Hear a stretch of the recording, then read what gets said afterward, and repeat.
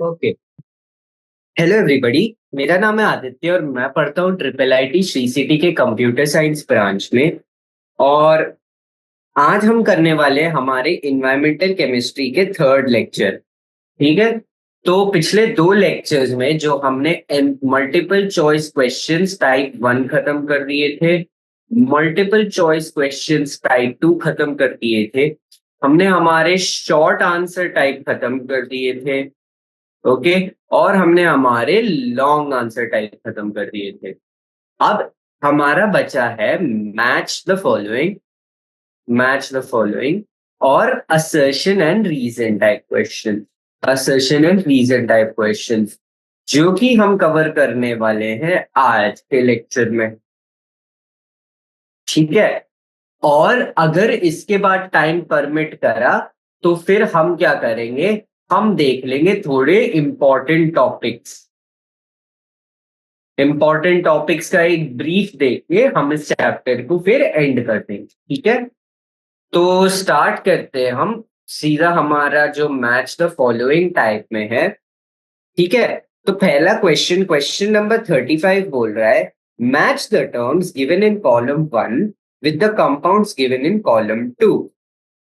ठीक है। और कॉलम वन में बेसिकली जो जो फिनोमिनन है और कॉलम टू में वो किस चीज की वजह से हो रहा है, हमें बेसिकली वो मैच करना है। Okay. All right. Question number 35 बोल रहा है। ठीक है। अब देखो पहली चीज क्या है, पहली चीज जो है वो हमारे पास है एसिड रेन।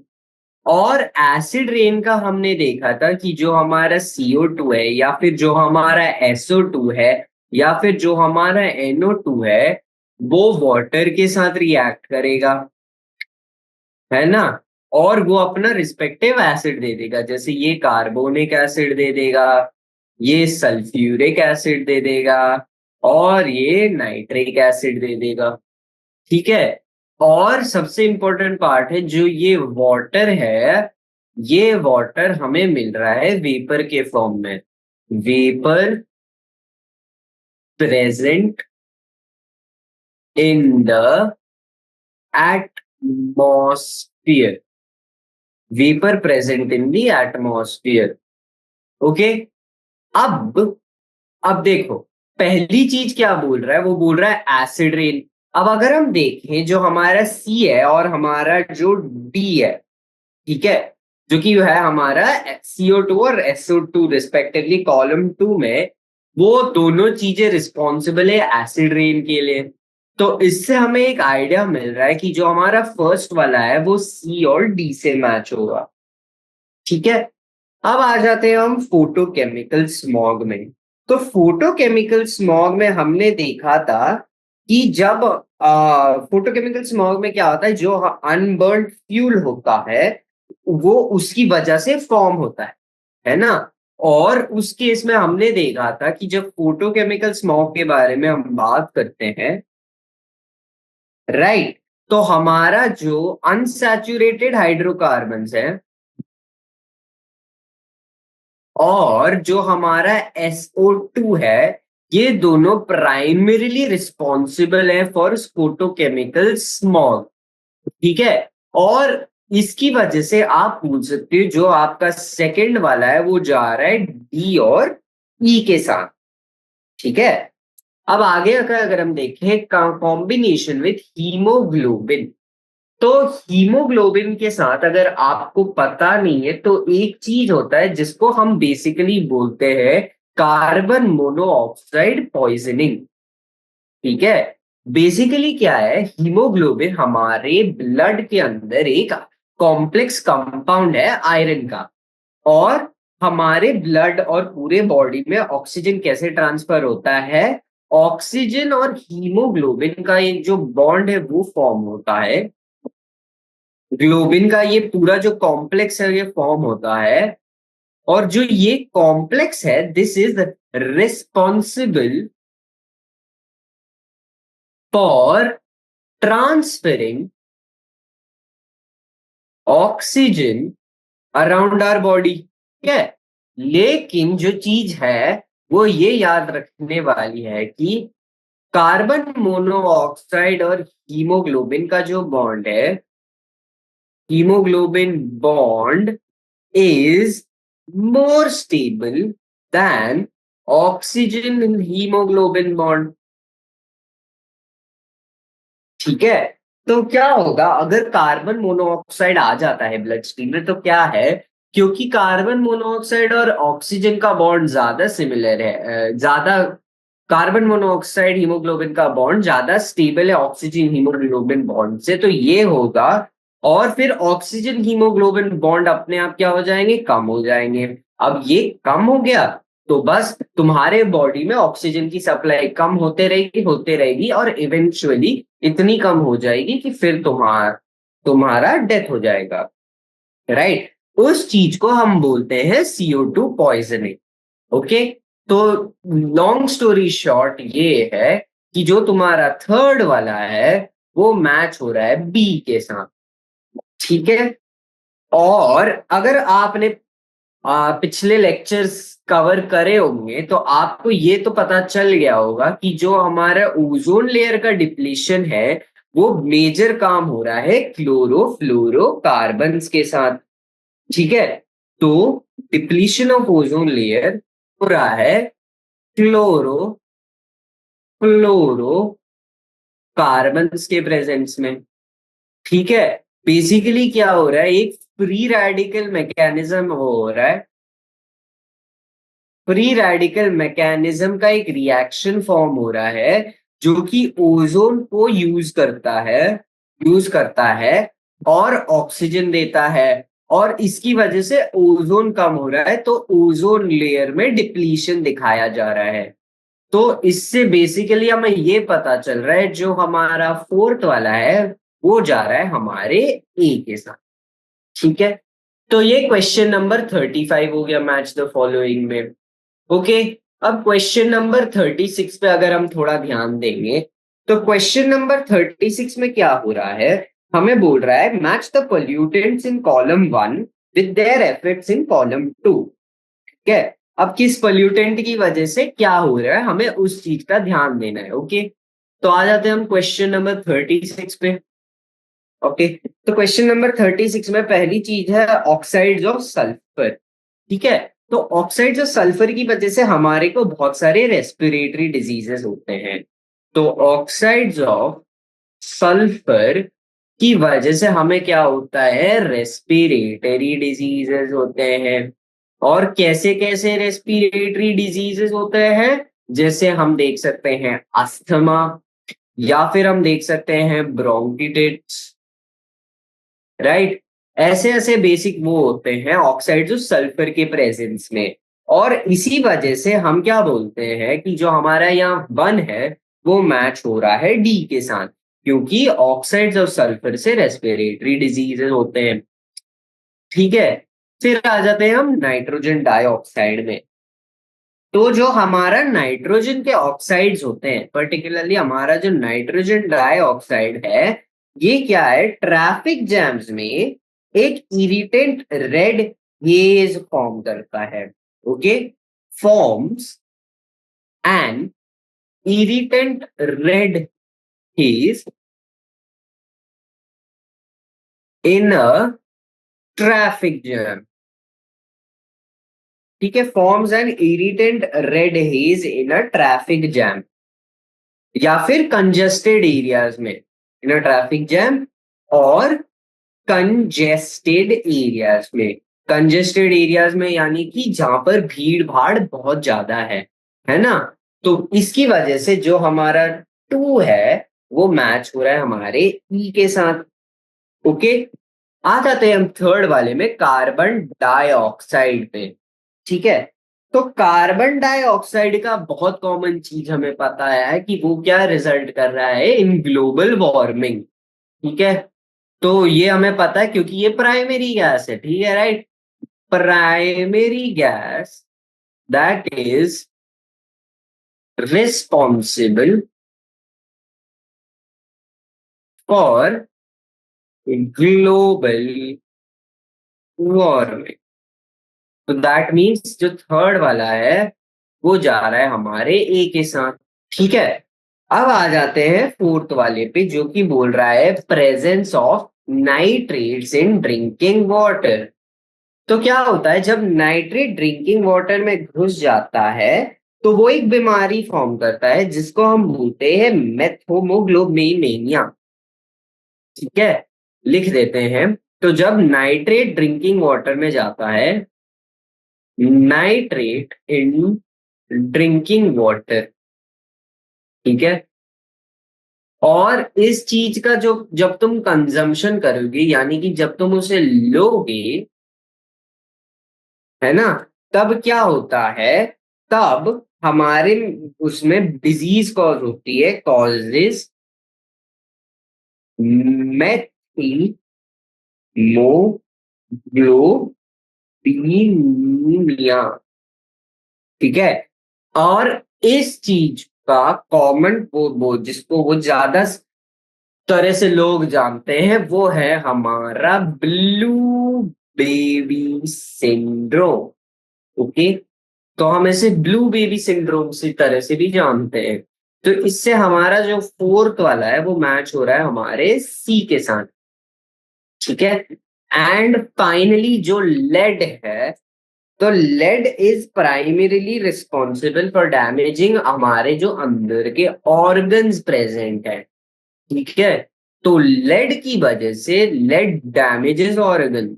ठीक है, और कैसे कैसे ऑर्गन्स को ये डैमेज करता है, जैसे हमारा लिवर हो गया, हमारा किडनी हो गया, ठीक है, या फिर हमारे रिप्रोडक्टिव ऑर्गन्स हो गए, रिप्रोडक्टिव ऑर्गन्स हैं।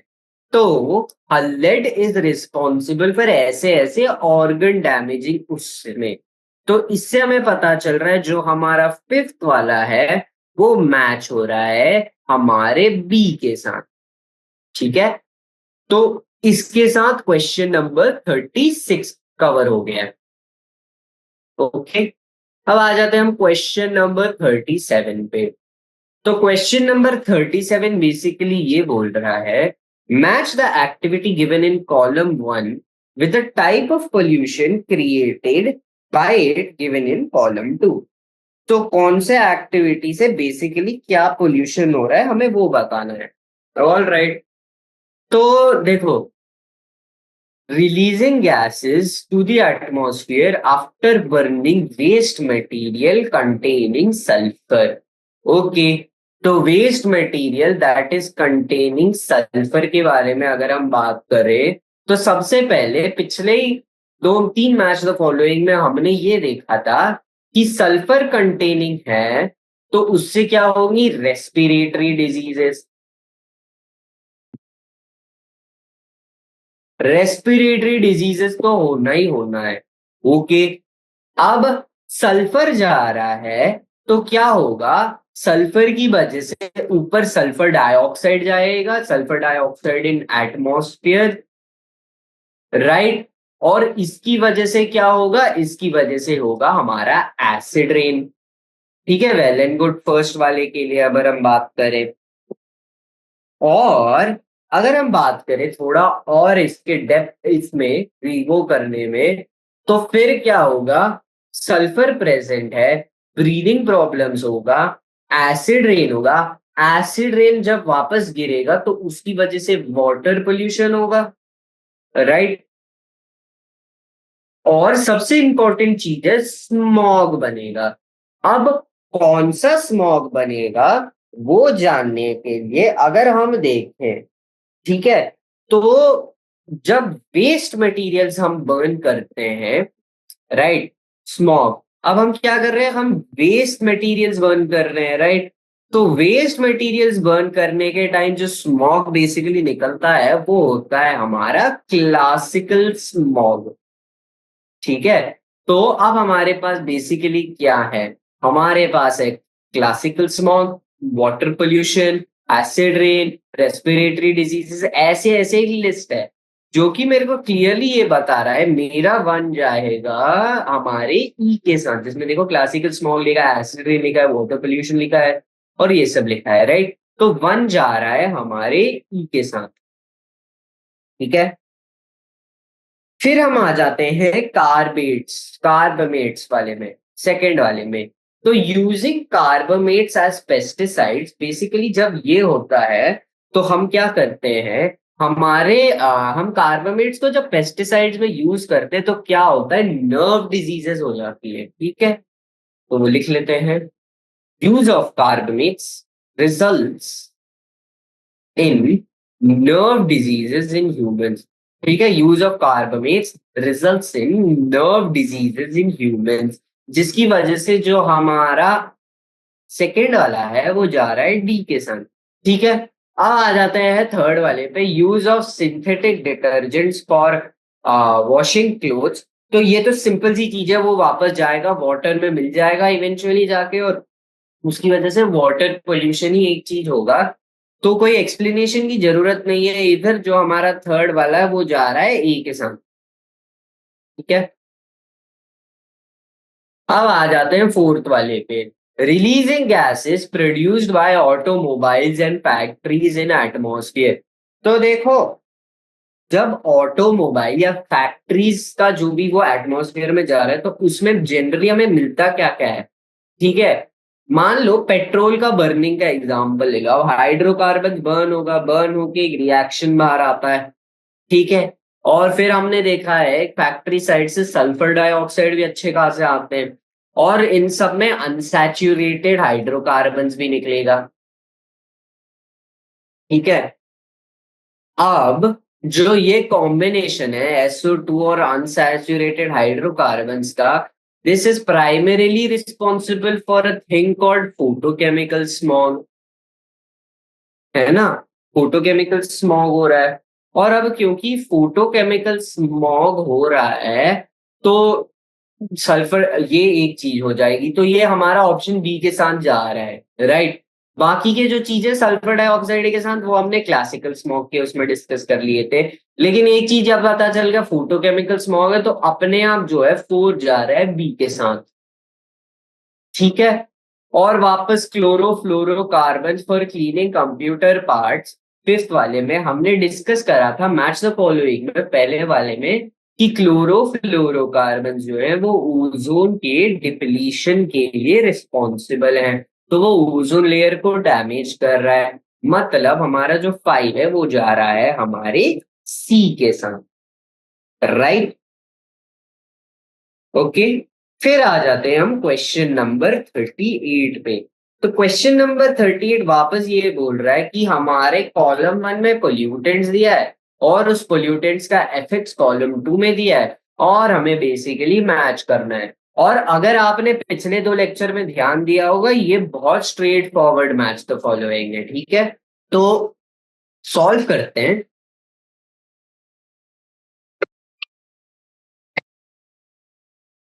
ठीक है, तो जो हमारा पहला वो है फॉस्फेट फर्टिलाइजर्स इन वाटर।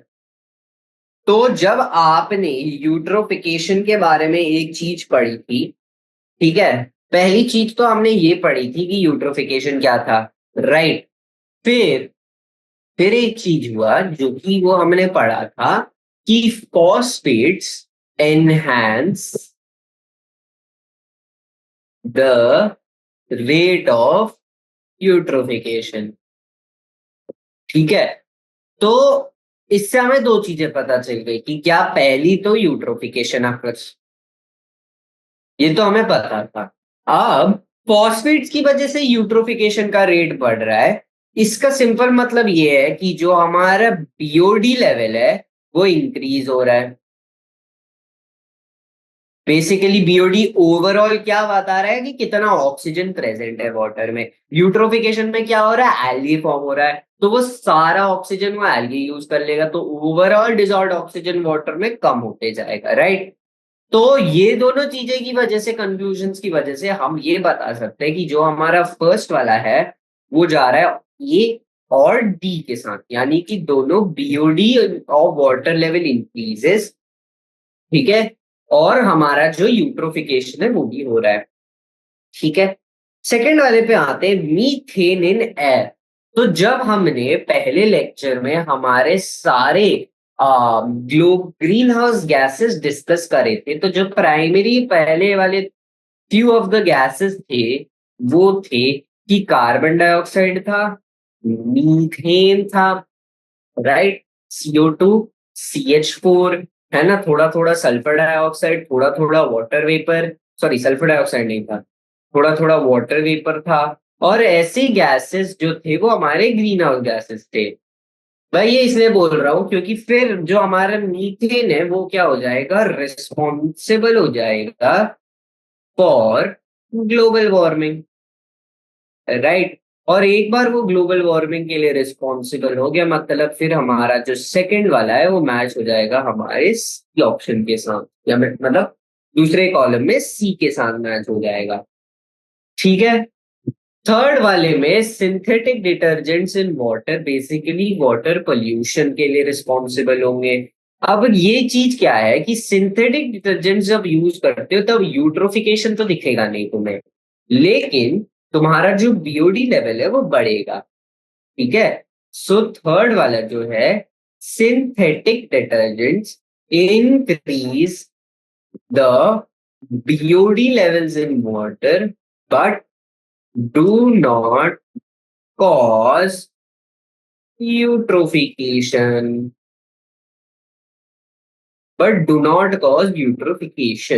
मतलब जो थर्ड वाला है आपका, वो आपका खाली ऑप्शन ए के साथ जा रहा है।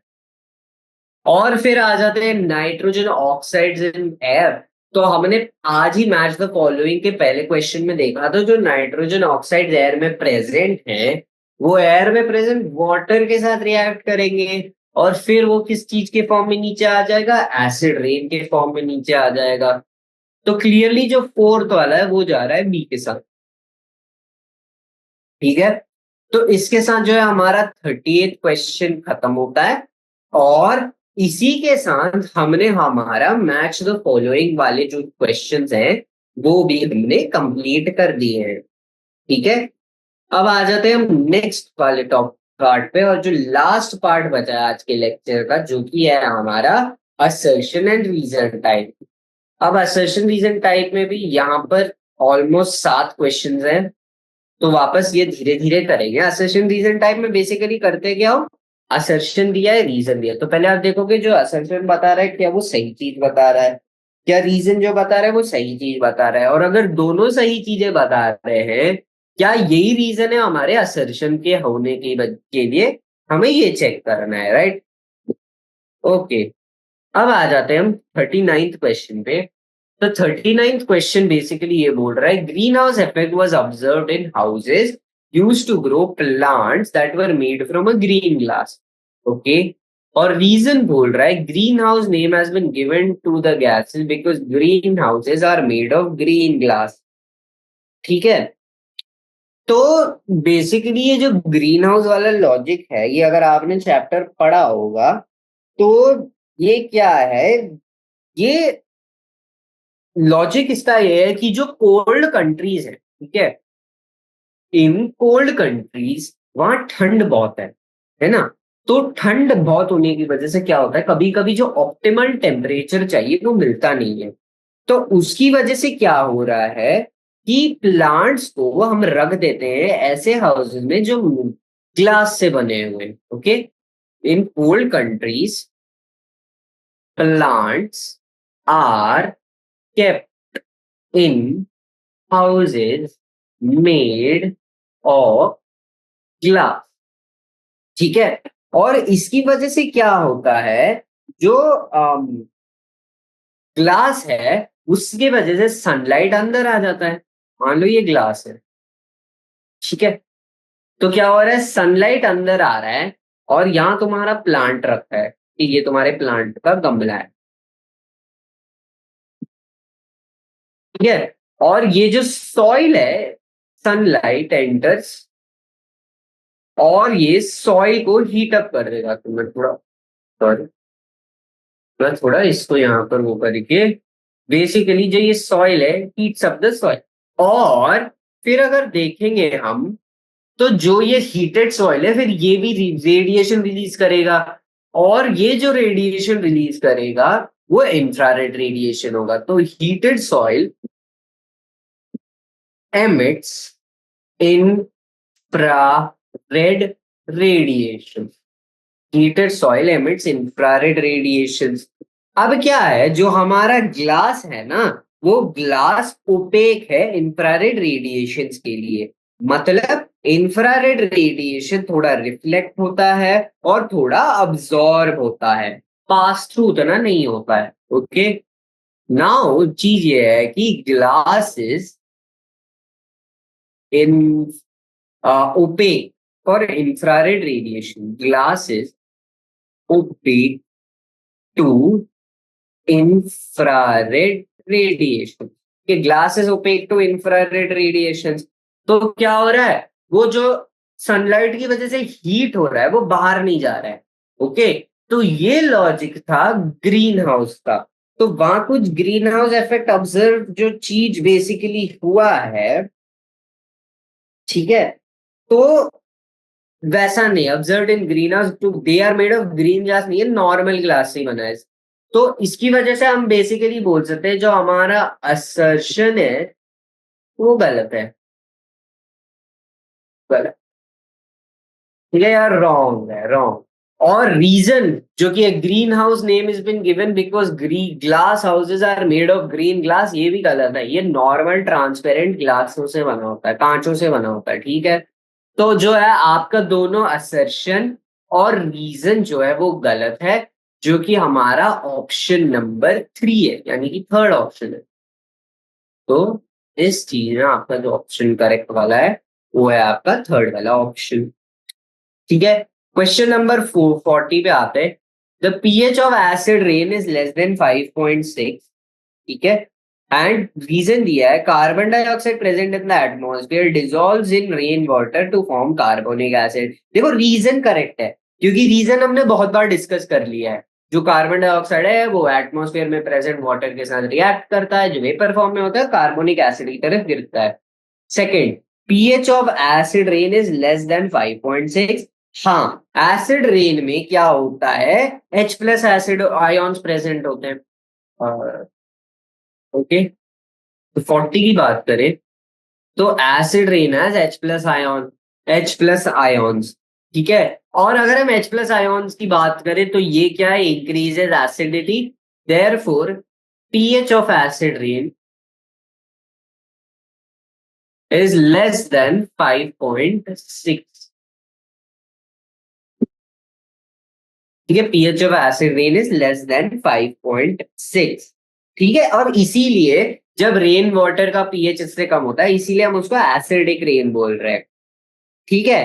अब क्या पीएच हमारे जो कार्बन डाइऑक्साइड प्रेजेंट है, देखो कार्बोनिक एसिड की वजह से वो फॉर्म हो रहा है ना। अगर रीजन होता कि द पीएच ऑफ वो is less than 5.6 due to the presence of carbonic acid, तो reason would be the correct explanation of the assertion. लेकिन यहां पर जो रीजन है वो बोल रहा है कि कार्बोनिक एसिड फॉर्म हो रहा है ना, पीएच से उसका कोई रिलेशन नहीं है। मतलब है लेकिन इसमें ग्रामेटिकली बात करें तो नहीं है, ठीक है।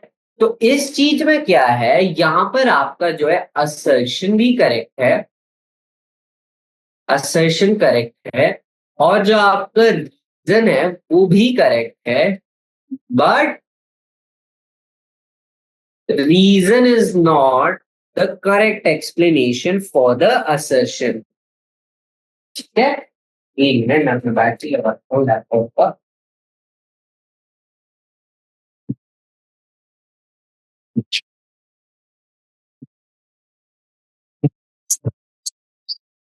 राइट, तो जो इस क्वेश्चन में है, हमारा असर्शन करेक्ट है, हमारा रीजन करेक्ट है, बट हमारा जो असर्शन है वो रीजन, सॉरी, जो रीजन है वो असर्शन का करेक्ट एक्सप्लेनेशन नहीं है।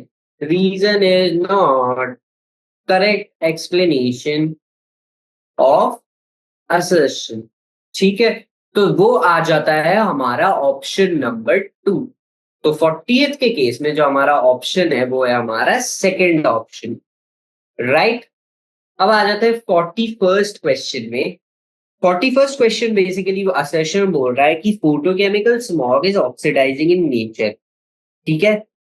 और दूसरा रीजन ये बोल रहा है कि photochemical smog contains NO2 and O3, which are form during the sequence of the reaction, ठीक है, जो कि सही बात है, which are form due to sequence of the reaction, ठीक है।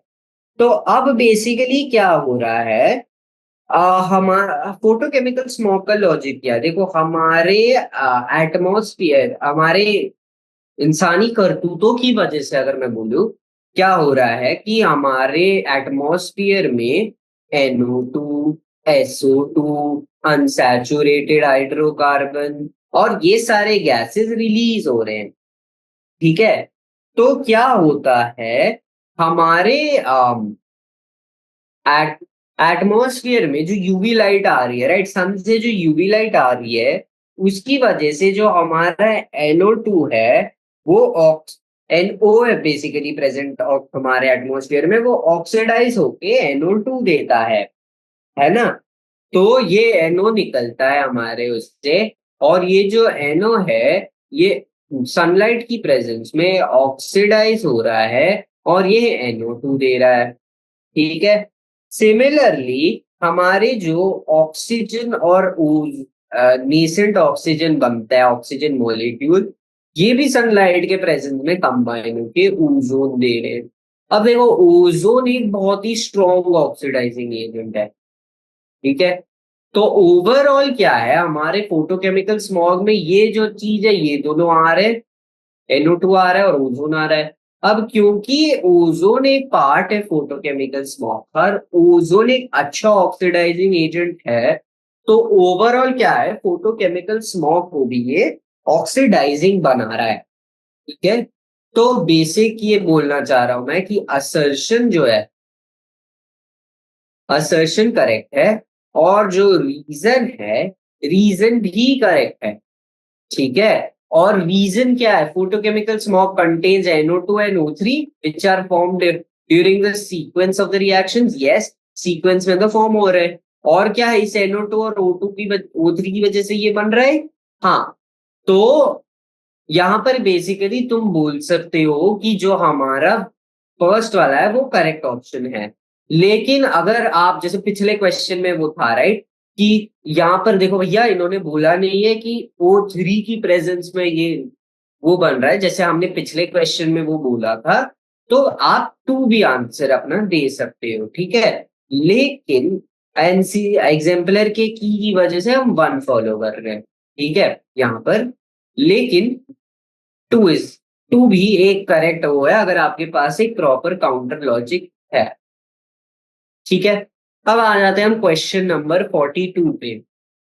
तो क्वेश्चन नंबर 42 बेसिकली बोल रहा है, पहला तो असर्शन में ये बोल रहा है, इसको ऊपर ले आते हैं, कि पहली चीज बोल रहा है, ये carbon dioxide is the most important green house gas, one of the most important green house gas. Reason बोल रहा है, it is largely produced by respiratory functions of animals and plants, ठीक है। तो देखो, हमें ये पता है कि कार्बन डाइऑक्साइड एक इंपॉर्टेंट ग्रीन हाउस गैस तो है, ठीक है। और हमें ये भी पता है कि कार्बन डाइऑक्साइड, हाँ, एनिमल्स और प्लांट्स में रेस्पिरेशन होने की वजह से अच्छे खासे अमाउंट में बनता है। तो बिना एक्सप्लेनेशन के वो, क्योंकि हमें ये बचपन से ये पढ़ा है, हमें पता है कि assertion as an individual statement correct है, और जो हमारा रीजन है वो भी as an individual statement correct है, ठीक है। लेकिन along with ऐसी चीजें, there are a lot of more things that are responsible, जो कार्बन डाइऑक्साइड को एक मेन वो बनाता है, जैसे burning of fossil fuels, right, burning of fossil fuels, burning of fossil fuels है, या फिर अगर हम देखें कि नेचुरल गैस जैसे CNG, LPG, ये सब है। And as a matter of fact petroleum, इनके बर्निंग से भी CO2 एमिट होता है, और इन इसकी वजह से जो है CO2 एक मेन वो बनता है। एंड जो हमारा रेस्पिरेशन है, that is not the only primary reason, ठीक है। तो जो हम बोल सकते हैं कि ये जो असर्शन है वो करेक्ट है, रीजन है वो करेक्ट है, लेकिन रीजन करेक्ट एक्सप्लेनेशन नहीं है असर्शन का। ठीक है, खाली respiration is not the only reason कि हमारा जो CO2 है वो एक इंपॉर्टेंट ग्रीन हाउस गैस बन रहा है। तो 42nd क्वेश्चन का जो ऑप्शन आ रहा है वो आ रहा है हमारा सेकेंड ऑप्शन। ओके, अब आ जाते हैं हम 43rd क्वेश्चन पे। Ozone is destroyed by solar radiation in the upper stratosphere. Thinning of ozone layer allows exclusive UV radiation to reach the surface of the earth. ठीक है, तो देखो रीजन जो है वो तो करेक्ट है, सॉरी हाँ, रीजन करेक्ट है। अगर ओजोन लेयर नहीं रहेगा तो यूवी रेडिएशन कैसे आ जाएंगे अंदर, जो कि स्किन कैंसर का वो बढ़ा सकता है, क्या रिस्क बढ़ा सकता है। अब आते हैं असर्शन पे। तो ozone is destroyed by solar radiation in the upper stratosphere. देखो ओजोन ठीक है स्ट्रेटोस्फियर में तो फाउंड है, ये तो सही बात है, लेकिन ओजोन का डिस्ट्रक्शन सोलर रेडिएशन की वजह से तो हो नहीं रहा है ना। ओजोन का जो डिस्ट्रक्शन है वो बेसिकली किसकी वजह से हो रहा है, हमारे जो फ्लोरोकार्बन्स हैं जो हम एमिट निकालते हैं हमारे ह्यूमनली एक्टिविटीज की वजह से, है ना, उसकी वजह से ओजोन वो है। ठीक है, तो solar radiation is not responsible.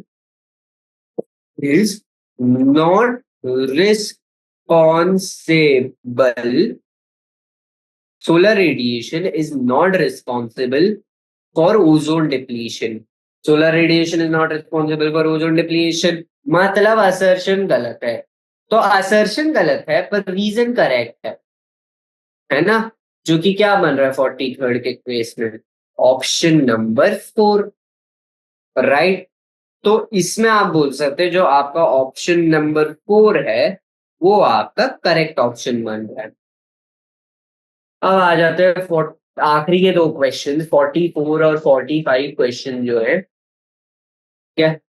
तो 44th क्वेश्चन में असर्शन बोल रहा है excessive use of chlorinated synthetic pesticides causes soil and water pollution. Reason बोल रहा है such pesticides are non biodegradable. ठीक है, तो देखो रीजन तो करेक्ट है, जो क्लोरिनेटेड सिंथेटिक पेस्टिसाइड होते हैं वो नॉन बायोडिग्रेडेबल होते हैं, इसीलिए इनका यूज भी हम कम करवा रहे हैं। तो रीजन जो है वो करेक्ट है। ठीक है, असर्शन के ऊपर अगर हम थोड़ी बात करें, ठीक है, तो क्या हो रहा है जो excessive use of synthetic pesticides है वो सॉइल पोल्यूशन तो कॉज कर ही कर रहा है। इवेंचुअली क्या है ये वाटर पोल्यूशन भी कॉज कर रहा है, क्योंकि इवेंचुअली कहाँ जा रहा है इन दी एंड सब कुछ पानी में चले जाता है, ओशन में चले जाता है पूरा, अगर हम वो साइकिल ध्यान रखें, राइट। तो इसकी वजह से हम बेस ये बोल सकते हैं कि जो हमारा असर्शन है वो भी करेक्ट है। ठीक है, अब ये सॉइल पोल्यूशन या वाटर पोल्यूशन कॉज क्यों कर रहा है, क्योंकि ये हट नहीं रहा है वहां से, वो वहीं पड़ा हुआ है तब से।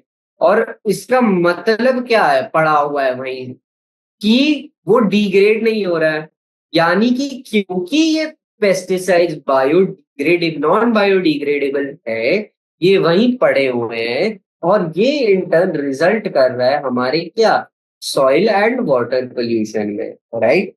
तो इसकी वजह से हम बोल सकते हैं कि जो हमारा रीजन है वो हमारे असर्शन के लिए एकदम एक करेक्ट एक्सप्लेनेशन है। So reason is correct explanation for assertion. ठीक है, और इसकी वजह से जो है ये ऑप्शन नंबर 1 बन जा रहा है, reason and assertion are correct, reason is the correct explanation of a assertion. अब आ जाते हैं हम 45th क्वेश्चन पे। तो 45th क्वेश्चन बेसिकली ये बोल रहा है if BOD level of water in reservoir is less then 5 ppm it is considered highly polluted. ठीक है, और अगर हम देखें, रीजन बोल रहा है हाई बायोलॉजी ऑक्सीजन डिमांड, यानी कि high BOD means low activity of bacteria in water. अब अगर आपने पिछले लेक्चर में जहां मैंने बीओडी एक्सप्लेन किया था ठीक से, वो प्रॉपरली अटेंड किया है, वो प्रॉपरली सुना है, तो मैंने बोला था बीओडी बेसिकली बोलता है ओवरऑल कि कितना ऑक्सीजन बचा है हमारे पानी में। और वो कैसे बता रहा है, वो बेसिकली बोलता है जो माइक्रो ऑर्गेनिज्म प्रेजेंट है वो ऑक्सीजन कंज्यूम कितना कर रहे हैं। अब अगर हमें पता है कि वो कितना ऑक्सीजन कंज्यूम कर रहे हैं, तो हम निकाल सकते हैं कि कितना ऑक्सीजन बचा रहेगा। एक रफ एस्टिमेशन तो हम निकाल ही सकते हैं, है ना। अब ये जो रफ एस्टिमेशन हमने निकाल के रखा था, ठीक है, तो इसकी वजह से क्या हो रहा है कि हम बता सकते हैं कि पानी में कितना डिसॉल्व्ड ऑक्सीजन बचा है या नहीं है। ठीक है।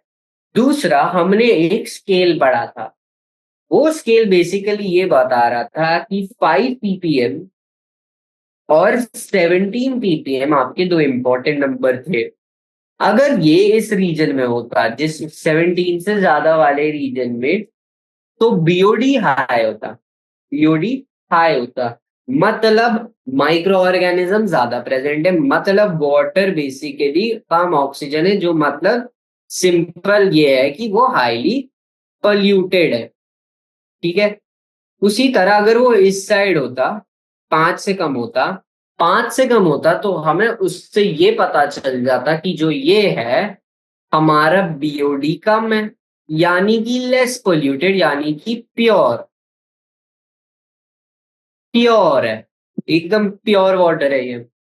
और बीच का जो रेट है वो या तो आगे जाने से पोल्यूशन बढ़ रहा था। ठीक है। तो ये सारी चीजें थी। अब अब यहाँ देखो, असर्शन बोल रहा है 5 ppm से कम मतलब पोल्यूटेड था, जो कि गलत है, प्योर है 5 ppm के कम से। तो इससे हमारे ये चीज हो गया कि हमारा जो असर्शन है वो गलत है। Reason, if high bio means low activity of bacteria in water, जो कि उल्टा है, बैक्टीरिया ज्यादा होंगे इसीलिए वाटर का ऑक्सीजन ज्यादा कंज्यूम होगा, इसीलिए डिसॉल्व्ड ऑक्सीजन कम होगा। मतलब जो रीजन है वो भी गलत है। तो दोनों आपके असर्शन और आपके रीजन जो है वो गलत है, और ये बेसिकली बन रहा है आपका ऑप्शन नंबर 3। ठीक है। तो थर्ड ऑप्शन में बेसिकली आपको ये बता रहा है कि जो आपका असर्शन भी है, आपका रीजन भी है, वो गलत है। All right. अब इसके साथ हमारा जो असर्शन रीजन क्वेश्चन है वो कंप्लीट हो गया है, और हमने ये पूरा चैप्टर एनसीईआरटी एग्जाम्पलर का सॉल्व कर दिया है। ठीक है।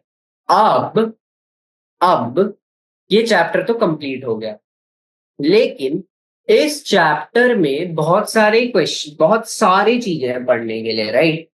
बहुत लंबे लंबे टॉपिक्स भी है, कई कई चीजें। तो इनमें से इम्पोर्टेंट चीजें क्या क्या है ना, जो आपको थोड़ा ज्यादा ध्यान से पढ़ना है। ठीक है।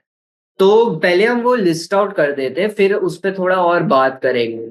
तो आपको सबसे पहले बीओडी के बारे में एक अच्छा खासा आइडिया होना चाहिए। अगर आपने जैसे देखा, ये पूरे सीरीज में हमने देखा था, जो हम इन्वायरमेंटल केमिस्ट्री जब सॉल्व कर रहे थे, कि बीओडी पे अच्छे खासे क्वेश्चन वो पूछ रहा था। ठीक है। तो बीओडी में आपको एक अच्छा खासा वो आइडिया हो जाना चाहिए कि क्या है बीओडी, बेसिकली क्या बता रहा है, कैसा है, क्या है। ठीक है। बीओडी से ही अगर हम बात करें, इसमें आ जाता है हमारे बेसिकली वाटर पोल्यूशन के से हम बात कर सकते हैं। बीओडी का ही एक स्पिन ऑफ से बनता है हमारा एक चीज जो है, यो है हमारा यूट्रोफिकेशन। ठीक है। तो मैं इन दोनों को एक ही लिस्ट में लिख रहा हूं, लेकिन आप इन दोनों को इवेंचुअली अच्छे से पढ़ सकते हैं। ठीक है। दूसरी चीज जो आपको अच्छे से याद करनी है वो है green house effect and global warming. और ग्रीन हाउस इफेक्ट और ग्लोबल वार्मिंग में मैं मतलब सब एकदम उसके अंदर जो जो चीजें हैं वो आपको याद करने हैं, ठीक है, कि आपके जो ग्रीन हाउस गैसेस हैं वो क्या कर रहे हैं, ठीक है, ओवरऑल प्रोसेस का मैकेनिज्म क्या है, कि वो बेसिकली ग्लोबल वार्मिंग हो कैसे रहा है। ग्लोबल वार्मिंग, अब देखो कई चीजें तो कॉमन चीजें, मतलब कॉमन सेंस लगा के वो करोगे, या ग्लोबल वार्मिंग की वजह से हो क्या क्या रहा है, हो क्या रहा है, ठीक है, ग्लोबल वार्मिंग की वजह से हो क्या रहा है, ये आपको याद रखना है। और ठीक है, कई गैसेस है जैसे आपका SO2 है, या लेड है, या NO2 है, या ये सब जो है, इसकी वजह से बीमारियां क्या क्या होती है। तो diseases caused by the compounds या elements, okay, diseases caused by elements and certain compounds. अब एनसीईआरटी में, ठीक है, ये है टेबल के फॉर्म, टेबल इन एनसीईआरटी। और ये टेबल बेसिकली क्या है, in air, water and soil pollution. In headings के अंदर तुम्हें ये टेबल मिल जाएगा जो बेसिकली तुम्हें बताएगा कि कितने कॉन्सेंट्रेशन में किन चीजों की वजह से क्या क्या हो रहा है ना। और एक बार तुम्हें एक रफ आइडिया आ गया है कि ये इस वो क्या है, तो आप वो बात कर सकते हो, ठीक है। अब अगर हम बात कर रहे हैं गैसेस के बारे में, कि एयर के बारे में ही हम अगर बात कर रहे हैं, तो अब एक और इम्पोर्टेंट चीज आ जाता है जो कि है हमारा स्मॉग। अब हमने देखा था कि जो हमारा स्मॉग है वो अच्छे खासे अमाउंट में हमने एग्जाम्पलर में पूछा था, ठीक है। पहली तो इम्पोर्टेंट चीज आपको याद रखनी है, दोनों स्मॉग के, दोनों तरह के स्मॉग और उनके बीच के डिफरेंसेस। एक बार आप डिफरेंसेस भी याद कर लो ना ढंग से, तो आपके मोस्ट ऑफ द क्वेश्चंस जो आते स्मॉग के ऊपर, वो आपके वो हो जाएंगे, कंप्लीट हो जाएंगे, ठीक है। अब एक जनरल स्ट्रक्चर, एक और जनरल स्ट्रक्चर के बारे में हम बात करते हैं, ठीक है। ओजोन डिप्लीट, इससे पहले एक और चीज है ओजोन डिप्लीशन, उस पर भी ध्यान देना, ओजोन डिप्लीशन, ठीक है। और इन टॉपिक्स में जितने जितने रिएक्शंस हैं, ठीक है, reactions in these topic are the key, ठीक है। तो जितने भी टॉपिक्स अभी हमने ऊपर बात करे, मतलब ऊपर मैंने लिस्ट आउट करे, जहां जहां तुम्हें रिएक्शन दिखेगा, जैसे फोटोकेमिकल स्मॉग के फॉर्मेशन में तुम्हें रिएक्शन दिखेगा, राइट, फोटोकेमिकल स्मॉग के फॉर्मेशन में, या फिर तुम्हारा जो ओजोन डिप्लीशन है वो भी एक सीरीज ऑफ रिएक्शंस ही है ना, जो मैंने बोला था फ्री रेडिकल मैकेनिज्म में चल रहा है, वो भी एक टाइप ऑफ रिएक्शन ही है।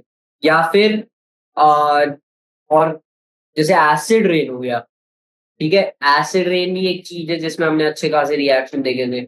तो ये रिएक्शंस आपको एक अच्छे खासे तरीके से याद होने चाहिए। और बेसिकली ज्यादा ये है कि एमसीक्यूज टाइप क्वेश्चन में आपको एक आइडिया लग जाएगा कि अगर रिएक्शन दिया है क्या है, और कभी कभी वो डायरेक्ट रिएक्शन पे भी सवाल पूछ ही लेते हैं, ठीक है, ओके। अब एक जनरल स्ट्रक्चर के बारे में बात करते हैं, ठीक है। ओजोन डिप्लीशन की अगर हम बात करें, ओजोन डिप्लीशन में वो जनरली रिएक्शन बात करेगा, रिएक्शन के ऊपर बात करेगा, या फिर वो सोर्सेस के ऊपर बात कर सकता है, या फिर वो प्रिवेंशन के ऊपर बात कर सकता है, ठीक है। एंड अगर हम इसे जनरलाइज कर दें, तो हम कोई भी इफेक्ट देखें, ठीक है, तीन चीजों पे ही पूछ सकता है, वो उसके हिस्ट्री के बारे में कुछ नहीं पूछेगा, वो सॉरी, या फिर जैसा हमने पढ़ा था राइट, कि ग्रीन हाउस इफेक्ट को ग्रीन हाउस क्यों बोलते हैं। बहुत रेयर चांस है कि ऐसे क्वेश्चंस पूछेंगे, जनरली कॉम्पिटिटिव एग्जाम में वो ज्यादा पूछते हैं कि रिएक्शन, सोर्सेज, प्रिवेंशन, ऐसी चीजों के ऊपर आप ज्यादा फोकस करना है, ठीक है। और कई कई चीजें हैं जो इंटरकनेक्टेड रहती है, तो उस चीज का ध्यान रख लेना, जैसे बीओडी और यूट्रोफिकेशन। बीओडी एंड यूट्रोफिकेशन में हमने एक अच्छा खासा इंटरकनेक्शन देखा था, राइट? तो आप वो भी ध्यान रख सकते हो, ऐसी चीजों पे आप ध्यान रख सकते हो। ठीक है। और जो भी ये सारे इंपॉर्टेंट इंपॉर्टेंट टॉपिक्स हैं, उसमें क्या है, वो हमने अच्छा खासा डिस्कस कर दिया है। ठीक है। हमने अच्छा खासा भी ये सारी चीजें डिस्कस करें, बीओडी क्या है हमने डिस्कस किया, यूट्रोफिकेशन भी हमने लेक्चर्स में अच्छे से डिस्कस किया है, हमने ओजोन डिप्लेशन के बारे में भी अच्छे से डिस्कस किया है। और जितने चीजें मैंने लिस्ट आउट करे, मोस्ट ऑफ देम ज्यादातर क्वेश्चंस में हमने सॉल्व करा। हर क्वेश्चन में हमने वो चीजें समझी है, over and over, over and over, over and over. ठीक है। तो बस आप एक बार एनसीईआरटी पढ़ के जाना जब भी आप इस चीज का एग्जाम लिखने जाओगे ये टॉपिक पे, क्योंकि वो सीधा साधा वहां से क्वेश्चन आएंगे, कुछ घुमा फिरा के, वो ज्यादा कुछ पूछता नहीं है इस चैप्टर में। Okay. So that was it for the lecture guys, and हमारा इन्वायरमेंटल केमिस्ट्री भी पूरा हो गया है। अब नेक्स्ट लेक्चर में हम एक और नया टॉपिक स्टार्ट कर लेंगे। ठीक है। Till then everyone take care and thank you.